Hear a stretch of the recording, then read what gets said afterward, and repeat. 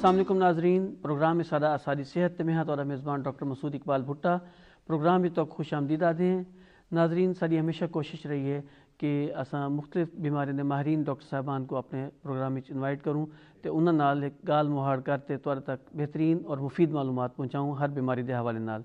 ही सिलसिले को अगू वधने अज साडे नाल मौजूद हैं जनाब associate professor Nishtar medical university शोबा अमराज हड्डी जोड़ और स्पाइन डॉक्टर मज़हर अली चौधरी साहब। डॉक्टर साहब तो अस अपने प्रोग्राम में खुश आमदीद आते हैं। तो सब तो पहले ऐसा चाहूँ कि तुम अपने तालीमी सफ़र से अपने कैरियर जितना अज मौजूद हो माशाल्लाह इन बारे सब थोड़ा अपना तारुफ तफसील अंदाज कराओ। मेरा नाम डॉक्टर मज़हर अली चौधरी है। मैं हड्डी जोड़ डिपार्टमेंट ते स्पाइन जिहड़ा कमर दर्द कहते हैं वो एज एसोसीएट प्रोफैसर काम करता पाया।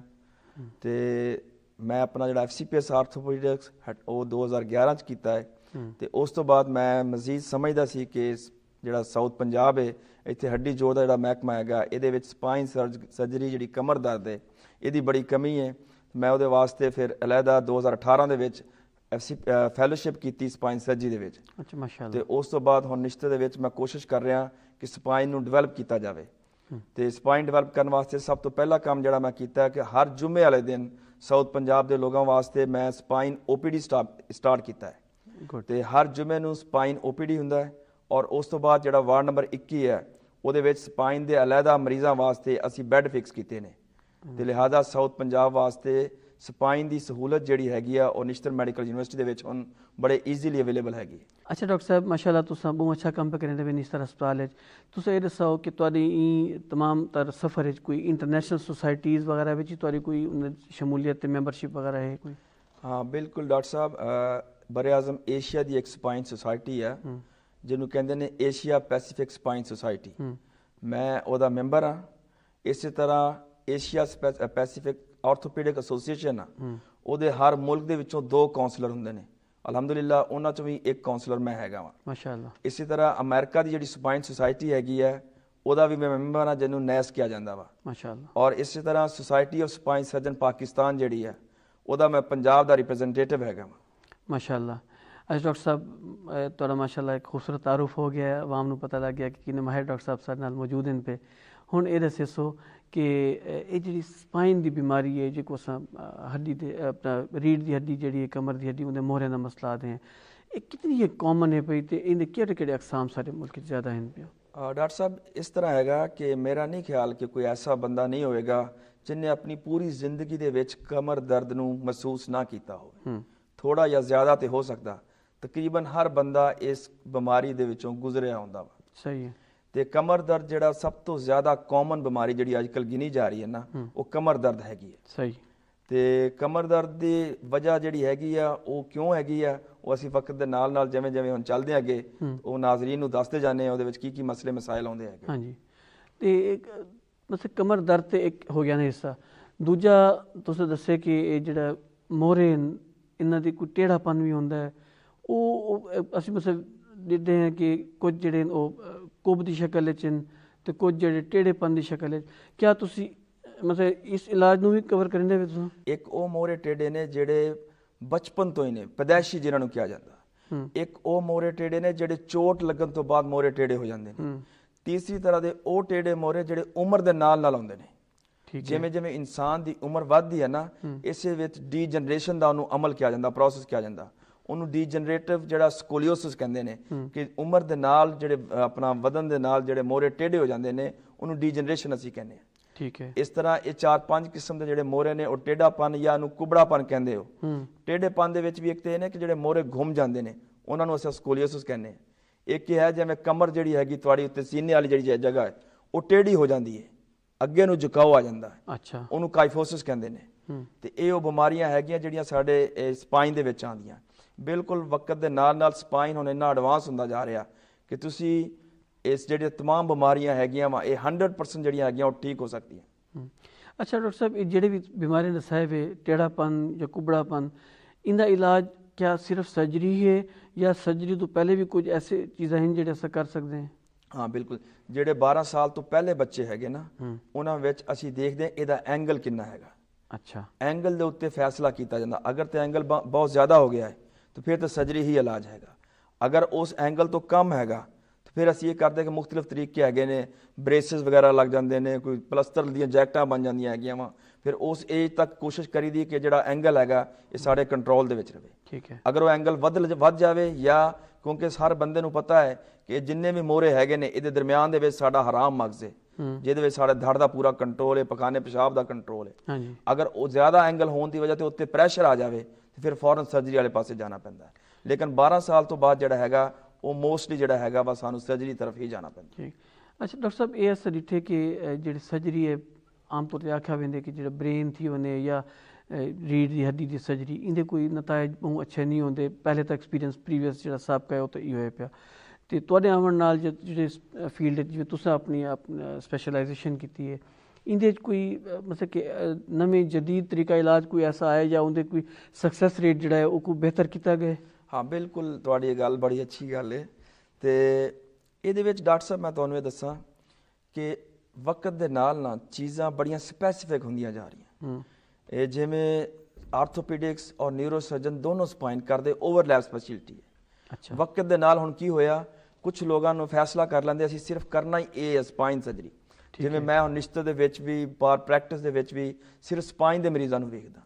ਉਹਦੇ ਨਾਲ ਕੀ ਹੋਇਆ ਕਿ ਸਪਾਈਨ ਸਰਜਰੀ ਰਿਫਾਈਨ ਹੁੰਦੀ ਜਾ ਰਹੀ। ਠੀਕ ਹੈ। ਹੁਣ ਅੱਜ ਕੱਲ੍ਹ ਸਿਰਫ ਸਪਾਈਨ ਸਰਜਰੀ ਜਿਹੜੀ ਤੁਸੀਂ ਕਾਮਯਾਬੀ ਦੀ ਗੱਲ ਕੀਤੀ ਹੈ, ਮੈਂ ਤੇ ਇਹ ਗੱਲ ਕਰਦਾ ਕਿ ਸਪਾਈਨ ਸਰਜਰੀ ਅਗਰ ਸਹੀ ਕੀਤੀ ਹੋਈ ਹੈ ਨਾ ਤੇ 6 ਘੰਟੇ ਬਾਅਦ ਤੁਸੀਂ ਮਰੀਜ਼ ਨੂੰ ਉਠਾ ਕੇ ਚਲਾ ਸਕਦੇ ਹੋ ਮਾਸ਼ਾਅੱਲਾ। ਸਿਰਫ 6 ਘੰਟੇ ਬਾਅਦ।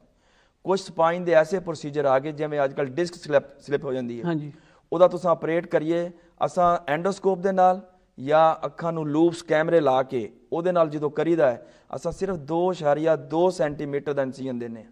ਅੱਛਾ। ਉਹ ਇੰਨਾ ਬਣਦਾ ਹੈ। ਠੀਕ ਹੈ। ਤੇ 6 ਘੰਟੇ ਬਾਅਦ ਉੱਠ ਕੇ ਮਰੀਜ਼ ਨੂੰ कहना घर चला जा तू। बिल्कुल, यानी कि ये सर्जरी ओपीडी बेसिस ਤੇ ਵੀ ਹੋ ਰਹੀ ਹੈ? ओपीडी बेसिस के ऊपर भी हो ਜਾਂਦੀ ਹੈ। ਡੇ ਕੇਅਰ ਸਰਜਰੀ ਜਿਹਨਾਂ ਨੂੰ ਅਸੀਂ ਕਹਿੰਦੇ। ਅੱਛਾ। ਔਰ ਜਿਹੜੇ ਹੈਗੇ ਨੇ ਟੇਡੇ ਸਪਾਈਨ ਉਹ ਵੀ 6 ਘੰਟੇ ਬਾਅਦ ਮਰੀਜ਼ ਉੱਠ ਕੇ ਚੱਲ ਸਕਦਾ, ਲੇਕਿਨ 2-3 ਦਿਨ ਵਾਸਤੇ ਇਸ ਵਾਸਤੇ ਮਰੀਜ਼ ਨੂੰ ਰੱਖ ਲਈਦਾ ਕਿ ਉਹਦਾ ਦਰਦ ਜਿਹੜਾ ਆਪਰੇਸ਼ਨ ਦਾ ਦਰਦ ਹੁੰਦਾ ਨਾ ਉਹ ਤੇ ਰਹੇਗਾ ਸਾਫ ਦਾ 15-20 ਦਿਨ ਉਹਨੂੰ ਕੰਟਰੋਲ ਕਰਨ ਵਾਸਤੇ। ਇਹ ਤਾਂ ਹੁਣ ਬਹੁਤ ਜ਼ਿਆਦਾ ਕਾਮਯਾਬ ਸਰਜਰੀ ਹੈ। ਹਾਂ, ਇੱਕ ਚੀਜ਼ ਇਹਦੇ ਵਿੱਚ ਜ਼ਰੂਰ ਹੈ ਕਿ ਸਰਜਰੀ ਦਾ ਜਿਹੜਾ ਫੈਸਲਾ ਕਰਨ ਵਾਲਾ ਡਾਕਟਰ ਹੈਗਾ ਨਾ ਉਹਨੂੰ ਪਤਾ ਹੋਣਾ ਚਾਹੀਦਾ ਕਿ ਮੈਂ ਕਿਹੜੀ ਚੀਜ਼ ਕਿਹੜੇ ਟਾਈਮ ਤੇ ਕਰਨੀ। ਸਹੀ ਹੈ। ਅਗਰ ਉਹਨੇ ਆਪਣਾ ਫੈਸਲਾ ਸਹੀ ਕੀਤਾ ਹੋਇਆ, ਸਰਜਰੀ ਸਹੀ ਕੀਤੀ ਹੋਈ ਹੈ ਤੇ ਸਪਾਈਨ ਦੀ ਸਰਜਰੀ ਦੀ ਜਿਹੜੀ ਕਾਮਯਾਬੀ ਹੈ ਉਹ ਮੈਂ ਕਹਿੰਦਾ ਕਿ 100% ਹੈਗੀ ਹੈ। ਅੱਛਾ, ਇਹ ਤਾਂ ਬਹੁਤ ਅੱਛੀ ਗੱਲ ਹੈ। ਹਾਂ ਬਿਲਕੁਲ, ਮਾਸ਼ਾਅੱਲਾ। ਅੱਛਾ ਡਾਕਟਰ ਸਾਹਿਬ, ਪੇਸ਼ੈਂਟ ਸਰਜਰੀ ਥी ਗਈ ਹੁੰਦੀ ਹੈ, ਹੁਣ ਉਹਦੇ ਬਾਅਦ ਇਹਦਾ ਕੋਈ ਫਾਲੋ ਅਪ ਜਾਂ ਇਹਦੇ ਕੋਈ ਦੁਬਾਰਾ ਹੋਣ ਦੇ ਚਾਂਸਸ ਵੀ ਹੋਣ ਪ੍ਰੋਬਲਮ ਦੇ? ਇਹਨੂੰ ਅਸੀਂ ਇਸ ਤਰ੍ਹਾਂ ਕਹਿ ਸਕਦੇ ਹਾਂ ਕਿ ਮਸਲਨ ਮੋਹਰਿਆਂ ਦੇ ਨੰਬਰ ਨੇ ਜਿਹੜੇ ਕਮਰ ਦੇ ਮੋਹਰੇ ਨੇ L1 2 3 4 5।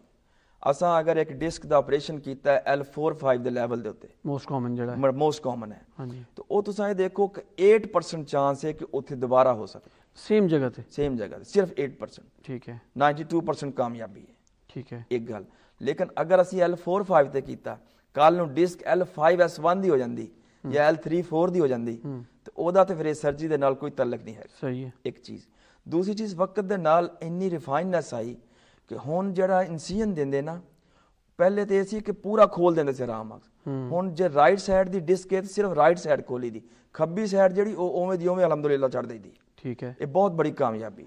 ਲੇਕਿਨ ਉਸ ਤੋਂ ਇਲਾਵਾ ਜਿਹੜਾ ਕੈਮਰੇ ਨਾਲ ਆਪਰੇਸ਼ਨ ਕਰੀਦਾ ਉਹਦਾ ਤਾਂ ਤੁਸੀਂ ਇਹ ਦੇਖੋ ਕਿ ਜਿਵੇਂ ਇੱਕ ਪੈਨ ਦਾ ਹੋਲ ਨਹੀਂ ਕਰੀਦਾ, ਸਿਰਫ ਇੰਨਾ ਉਹਨੂੰ ਆਪਣਾ ਚੀਰਾ ਲਗਾਈਦਾ, ਨਾ ਹੋਣ ਦੇ ਬਰਾਬਰ ਆਲਮੋਸਟ, ਇੱਕ ਟਾਂਕਾ ਵੀ ਨਹੀਂ ਲੱਗਦਾ, ਤੇ ਉਹ ਤੇ ਮਰੀਜ਼ ਉਸ ਵਕਤ ਚੱਲ ਸਕਦਾ ਹੈਗਾ।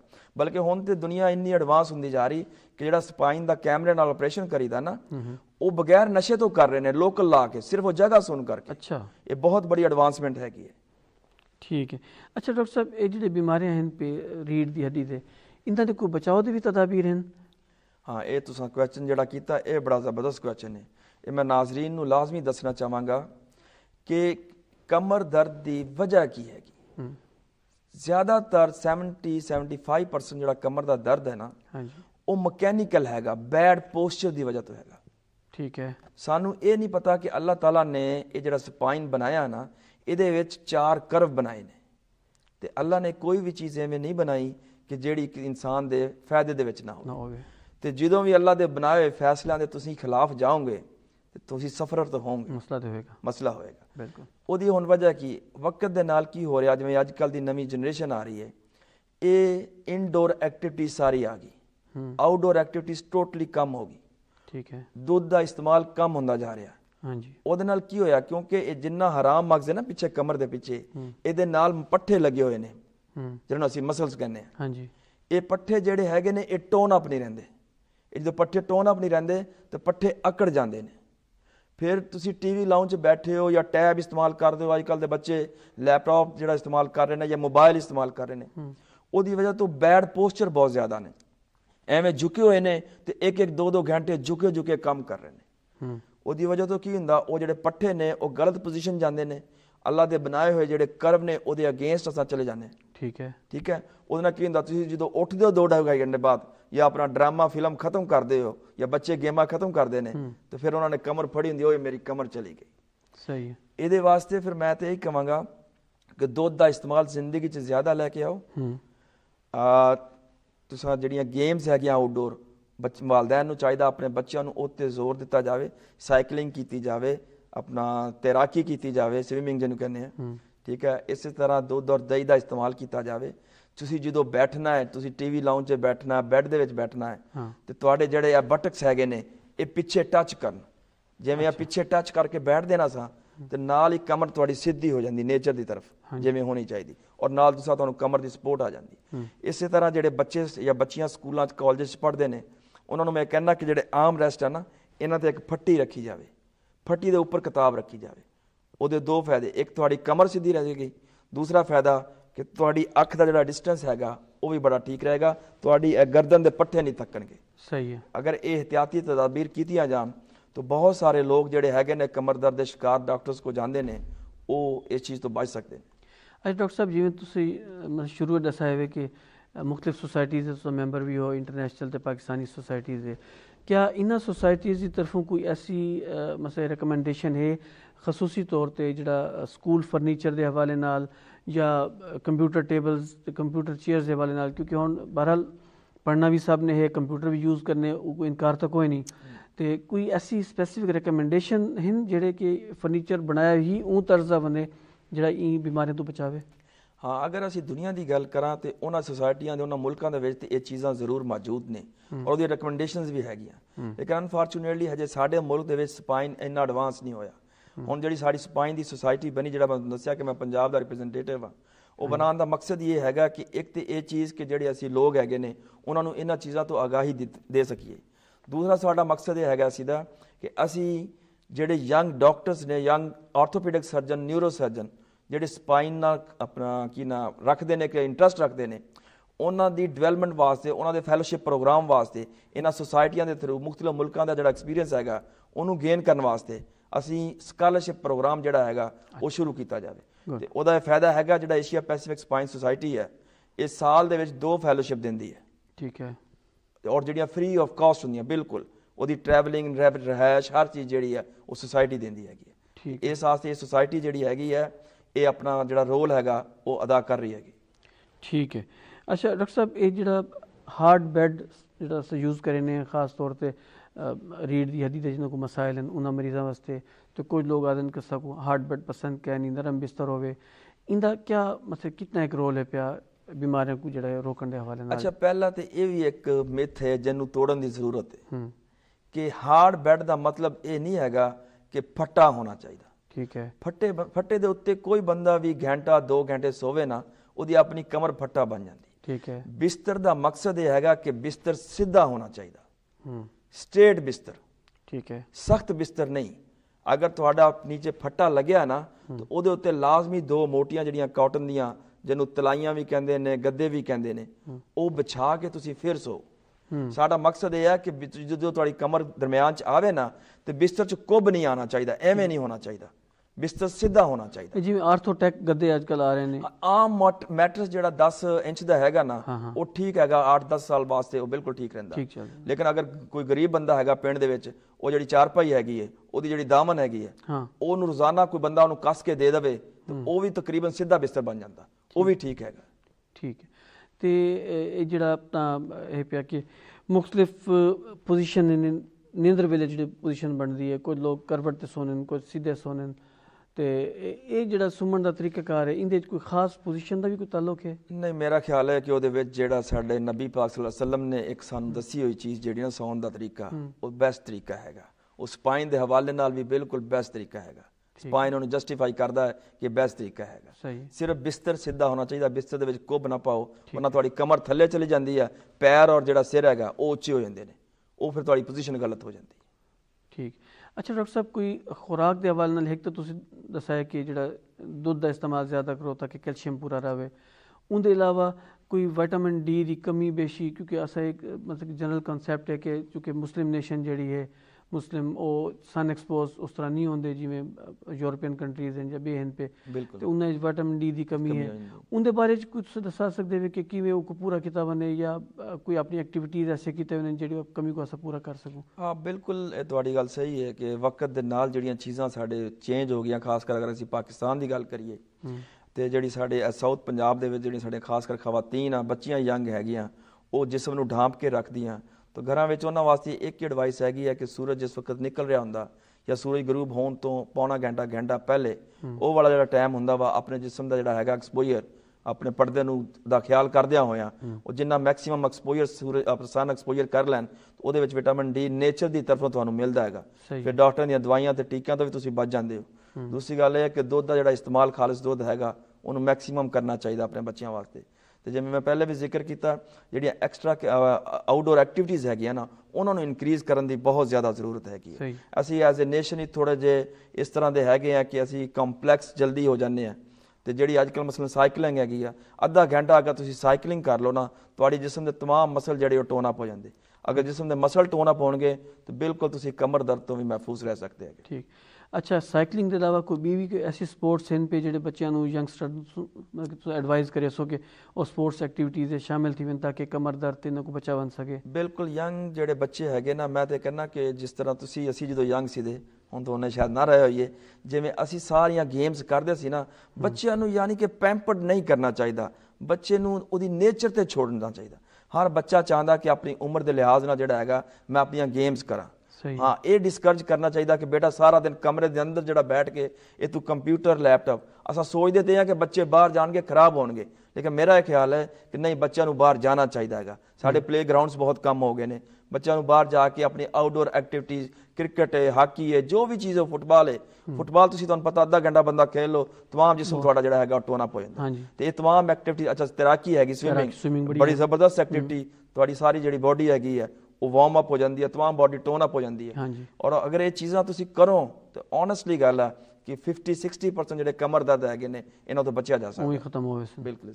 अच्छा डॉक्टर साहब, ये तो एक पहलू है स्पोर्ट्स करन दा, बिया अस डिठे कि स्पोर्ट्समैन जेडे बहुत सारे क्रिकेटर दोस्त साहबान ऐसे हैं जिन्हों को कमर दर्द का प्रॉब्लम थी वेंदे, क्या उन्होंने ओवर स्ट्रेचिंग है पई या मतलब वो क्यों इन मसाइल का शिकार थी, और अगर थी बने तो उन्होंने भी क्या तो कोई हल मौजूद है? नहीं, यंग जड़ा बंदा हैगा ना, एक अगर खास पोजीशन दे विच तुसी जोर अपनी बॉडी तो ज्यादा ला देंदे, ਉਹਦੇ ਵਿੱਚ ਲਾਜ਼ਮੀ ਗੱਲ ਹੈ ਤੁਸੀਂ ਸਫਰ ਹੋ ਜਾਂਦੇ, ਕਿਉਂਕਿ ਹਰ ਦੋ ਮੋਹਰਿਆਂ ਦੇ ਦਰਮਿਆਨ ਅੱਲਾਹ ਤਾਲਾ ਨੇ ਇੱਕ ਡਿਸਕ ਰੱਖੀ ਹੈ। ਇਹ ਜਿਹੜੀ ਡਿਸਕ ਹੈ ਇਹ ਐਵੇਂ ਹੈਗਾ ਜਿਵੇਂ ਗੱਡੀ ਦੇ ਵਿੱਚ ਨਾ ਸ਼ੌਕ ਹੁੰਦੇ ਨੇ, ਸ਼ੌਕ ਅਬਜ਼ਾਰਬਰ। ਅਸਾਂ ਜਦੋਂ ਖੜੇ ਹੁੰਨੇ ਆ ਤੇ ਸਾਰਾ ਸਾਡਾ ਵਜ਼ਨ ਜਿਹੜਾ ਹੈ ਨਾ ਇਹਨਾਂ ਡਿਸਕਾਂ ਦੇ ਉੱਤੇ ਆਉਂਦਾ, ਤੇ ਜਦੋਂ ਤੁਸੀਂ ਜ਼ੋਰ ਜ਼ਿਆਦਾ ਲਾਓਗੇ ਨਾ ਤੇ ਡਿਸਕ ਉੱਥੋਂ ਨਿਕਲ ਕੇ ਥੋੜੀ ਜਿਹੀ ਪਿੱਛੇ ਜਾ ਸਕਦੀ ਹੈ। ਜਦੋਂ ਪਿੱਛੇ ਜਾਂਦੀ ਹੈ, ਪਿੱਛੇ ਨਾਲ ਹੀ ਹਰਾਮ ਮਗਜ਼ ਦੀਆਂ ਨਾੜਾਂ ਪਈਆਂ ਹੋਈਆਂ, ਉਹ ਫਿਰ ਜਿਹੜੇ ਲੈਵਲ ਦੀ ਡਿਸਕ ਜਾਂਦੀ ਆ ਉਸੇ ਸਾਈਡ ਦਾ ਉਹਨੂੰ ਪੇਨ ਸ਼ੁਰੂ ਹੋ ਜਾਂਦਾ। सही पेन अगर तो है मकैनिकल या मस्कुलर तो वो तो रेस्ट और थोड़ी जी दवाई दे नाल ठीक हो जाता। ठीक है। अगर ये डिस्क हैगी है, ਇਹਦਾ भी मैं नाज़रीन ਨੂੰ लाजमी दसना चाहांगा कि अगर डिस्क स्लिप भी हो जाए तो ਉਹਦੀ पहली ऑप्शन ਜਿਹੜੀ ਹੈਗੀ ਉਹ सर्जरी नहीं हैगी। सही। 6 हफ्ते तो 3 महीने ਦੇ ਦੌਰਾਨ 65% ਜਿਹੜੀਆਂ डिस्क ਹੈਗੀਆਂ ਉਹ नेचर ਦੀ तरफों हील हो सकਦੀਆਂ। अच्छा। और ये बहुत बड़ी परसेंटेज, बड़ी गल है, बहुत बड़ी परसेंटेज। हाँ जी।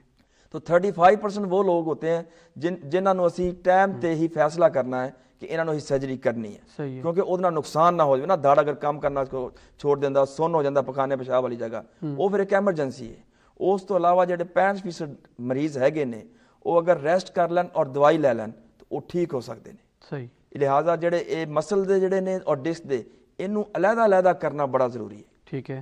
अच्छा डॉक्टर साहब, बाज़ जिवें रोड ट्रैफिक एक्सीडेंट थी ने दिठा उसी के मरीज आंदे अचानक रीढ़ की हड्डी का मसला थी कि तलवा धड़ सो गया है, तो इन्होंने मरीजों वास्ते भी सर्जरी का सक्सेस रेट अच्छा है? अच्छा, ये है कि जो ट्रॉमा है ना, एक्सीडेंट होया, ਇਹਦੇ ਵਾਸਤੇ ਮੈਂ ਨਿਸ਼ਚਿਤ इंतजामिया मुखैर हजरात गवर्नमेंट पंजाब और तमाम जो ऑर्गेनाइजेशनस हैं उनसे उन्होंने भी रिक्वेस्ट करदा कि ਜਿਹੜਾ ट्रामा ਜਿਹੜੀ चोट लगी किसी ने एक्सीडेंट होया ਉਹਦਾ नीचे धड़ ਜਿਹੜਾ ਕੰਮ ਕਰਨਾ छोड़ गया अगर ਉਹਨੂੰ टाइम देते। अच्छा एक और बड़ी आगाही ਦੀ ਗੱਲ ਜਿਹੜੀ ਕਰਨੀ ਜ਼ਰੂਰੀ ਹੈ जी जरूर। मसलन एक मरीज डिग्या ਹਾਂਜੀ ਉਹਨੂੰ चोट लगी कई दफा ਉਹ ਕਹਿੰਦਾ ਮੇਰਾ ਧੜ ਕੰਮ ਤਾਂ ਕਰਦਾ ਹੈ ਲੇਕਿਨ ਕਮਜ਼ੋਰੀ ਹੈ। ਹਾਂਜੀ ਇਹਦਾ ਮਤਲਬ ਹੈ ਉਹਨੂੰ ਇੰਜਰੀ ਤੇ ਆਈ ਹੈ ਲੇਕਿਨ ਥੋੜੀ ਹੈ। ਉਹਦੀ ਜਿਹੜੀ ਸ਼ਿਫਟਿੰਗ ਹੈ ਉਹ ਬੜੀ ਇੰਪੋਰਟੈਂਟ ਹੈ। ਇਹ ਤੇ ਬੜਾ ਜ਼ੋਰ ਦੇਣ ਦੀ ਜ਼ਰੂਰਤ ਹੈ ਕਿ ਤੁਸੀਂ ਘਰ ਵਾਲੇ ਜਲਦੀ ਜਲਦੀ ਚੱਕ ਕੇ ਉਹਨੂੰ ਚਾਰਪਾਈ ਤੇ ਪਾਣ ਤੇ ਉਹ ਜਿਹੜੀ ਉਹਦੀ ਇੰਜਰੀ ਇਨਕੰਪਲੀਟ ਸੀ ਉਹ ਕੰਪਲੀਟ ਹੋ ਗਈ। ਇਸ ਚੀਜ਼ ਦੀ ਵੀ ਆਗਾਹੀ ਦੇਣ ਦੀ ਜ਼ਰੂਰਤ ਹੈ ਕਿ ਸਪਾਈਨ ਨੂੰ ਜਦੋਂ ਚੋਟ ਲੱਗਦੀ ਹੈ ਤੇ ਉਸ ਮਰੀਜ਼ ਨੂੰ ਸ਼ਿਫਟ ਕਿਵੇਂ ਕਰਨਾ। ਇੱਥੇ ਮੈਂ ਸੋਚ ਰਿਹਾ ਖੁਦ ਵੀ ਕਿ ਸਾਨੂੰ ਆਪਣੇ ਹਾਊਸ ਜੌਬ PGR ਲੈਵਲ ਤੇ ਵੀ ਔਰ ਸਕੂਲਾਂ ਦੇ ਵਿੱਚ ਜਾ ਕੇ ਵੀ ਇਹ ਡੈਮੋਨਸਟ੍ਰੇਸ਼ਨਾਂ ਦੇਣੀਆਂ ਚਾਹੀਦੀਆਂ ਕਿ ਸਪਾਈਨ ਦੀ ਅਗਰ ਚੋਟ ਲੱਗੀ ਆ ਉਹਨੂੰ ਸਪਾਈਨ ਬੋਰਡ ਤੇ ਸ਼ਿਫਟ ਕਰਨਾ ਹੈ। ਇੱਕ ਗੱਲ ਇਵੇਂ ਜਿਹੜੀ ਸਾਡੇ 11 22 ਆ ਜਿਨ੍ਹਾਂ ਦਾ ਬਹੁਤ ਬੜਾ ਰੋਲ ਆ ਇਹਨਾਂ ਨੂੰ ਵੀ ਇਹ ਟ੍ਰੇਨਿੰਗ ਦੇਣ ਦੀ ਜਾਂ ਇਹਨਾਂ ਦੀ ਜਿਹੜੀ ਰਿਫਰੈਸ਼ਰਸ ਕੋਰਸ ਨੇ ਉਹ ਹੋਣ ਦੀ ਜ਼ਰੂਰਤ ਹੈ ਕਿ ਸਪਾਈਨ ਇੰਜਰੀ ਦਾ ਜਿਹੜਾ ਮਰੀਜ਼ ਹੈਗਾ ਉਹਨੂੰ ਤੁਸੀਂ ਕਿਵੇਂ ਸ਼ਿਫਟ ਕਰਨਾ। ਅਗਰ ਤੁਹਾਨੂੰ ਥੋੜਾ ਜਿਹਾ ਵੀ ਡਾਊਟ ਆ ਤੁਸੀਂ ਇਹ ਸਮਝੋ ਕਿ ਬਿਲਕੁਲ ਇਹਦਾ ਹਰਾਮ ਮਗਜ਼ ਐਟ ਰਿਸਕ ਹੈ ਤੁਸੀਂ ਉਹਨੂੰ ਉਵੇਂ ਹੀ ਸ਼ਿਫਟ ਕਰੋ ਜਿਵੇਂ ਇੱਕ ਪ੍ਰੋਟੋਕੋਲ ਹੈਗਾ। ਉਹ ਸ਼ਿਫਟਿੰਗ ਪ੍ਰੋਟੋਕੋਲ ਮੈਂ ਕਹਿੰਦਾ ਕਿ ਹਰ ਪਾਕਿਸਤਾਨੀ ਹਰ ਸ਼ਹਿਰੀ ਨੂੰ ਇਹ ਆਗਾਹੀ ਦੀ ਬਹੁਤ ਜ਼ਿਆਦਾ ਜ਼ਰੂਰਤ ਹੈ। और दूसरी गल थोड़े सवाल की तरफ आवा कि जेड़ा ट्रामा लग्या मोरे टुट गए मोरा टुट के पिछे गया हराम मगज से चोट आ गई निचला धड़ कमजोर हो गया या काम करना छोड़ गया इनू भुट्टा साहब 6 घंटिया ਦੇ ਵਿੱਚ ਆਪਰੇਟ ਕਰ ਦੇਣਾ ਚਾਹੀਦਾ। ਅੱਛਾ ਲੇਕਿਨ ਸਾਡੇ ਇਹ ਸਿਸਟਮ ਡਿਵੈਲਪ ਇੰਨੇ ਜ਼ਿਆਦਾ ਨਹੀਂ ਹੈਗੇ।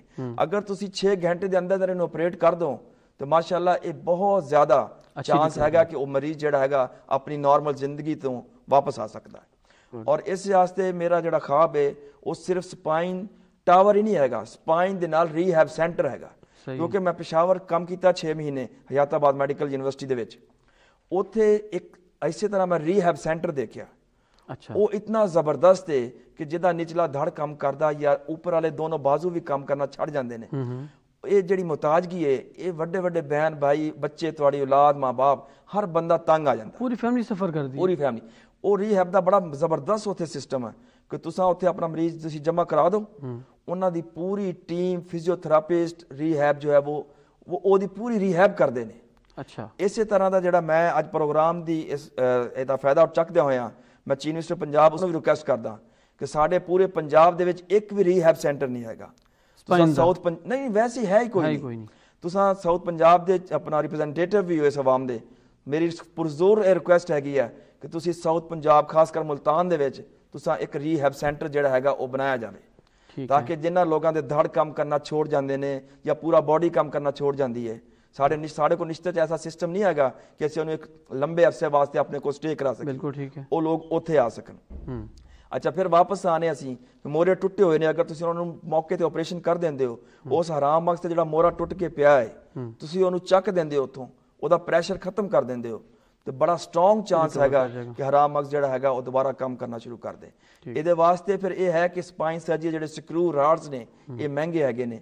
ਅਸੀਂ ਵੀ ਕੋਸ਼ਿਸ਼ ਕਰ ਰਹੇ ਹਾਂ ਕਿ ਆਪਣਾ ਇੱਕ ਫੰਡ ਕੈਂਪ ਕਰੀਏ ਔਰ ਸਾਡੀ ਰਿਕੁਐਸਟ ਹੈ ਕਿ ਗਵਰਨਮੈਂਟ ਵੀ ਇਸ ਲੈਵਲ ਦੇ ਉੱਤੇ ਇੰਟਰਸਟ ਹੋਵੇ। ਠੀਕ डॉक्टर साहब गुफ्तगू तो बड़ी अच्छी थींदी पई है सारी ते दिल ते ख़त्म न थी वे ते मुफीद मालूमात का तबादला थींदा रहे लोगों तक पहुँचते रहे लेकिन चूँकि टाइम थोड़ा शॉर्ट है असां चाहसूं कि प्रोग्राम के हवाले नाल तुसां अपने जेडे डॉक्टर साहबान सारे पेरीफ्री ते काम करें खास तौर पर उन्होंने कोई पैगाम देना चाहो तो अवाम उन्नास को अगर कोई पैगाम देना चाहो तो काइंडली ज़रूर दो ताकि लोग को फॉलो करें लाजमी करो। बिल्कुल जेडे साडे पैरीफ्री ते साडे भरा डॉक्टर जेडे काम करते हैं उन्होंने वास्ते मेरा पैगाम यह है कि स्पाइन सर्जरी हुण कोई ऐसी चीज़ नहीं हैगी कि मरीज नूं डरा दिया जाए कि स्पाइन सर्जरी अगर तेरी हो गई तो तेरा धड़ काम नहीं करेगा तू काम नहीं ये बकअप करने की जरूरत है।